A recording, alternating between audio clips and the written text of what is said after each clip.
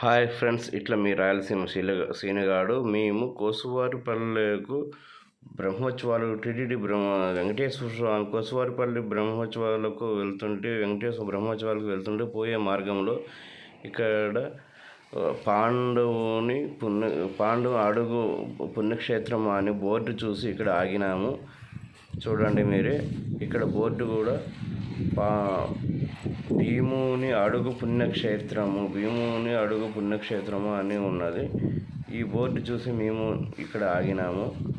ఆగిన తర్వాత మాకు ఇక్కడ భీముని అడుగు ఎక్కడ పుణ్యక్షేత్రం ఎక్కడ ఉందో మాకు తెలియదు ఇంతవరకు అని చూసి మేము కూడా చూద్దాం ఒకసారి అని ఇక్కడ వెళ్ళినాము. చూడండి బోర్డు.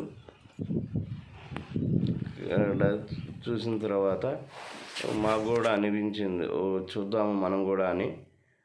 ఇక్కడ మనము పాండవులు తిరిగినారు మన ఆంధ్రప్రదేశ్లో కొన్ని ఆధారాల వల్ల ఇది కూడా భీముని పాదం అన్నమాట.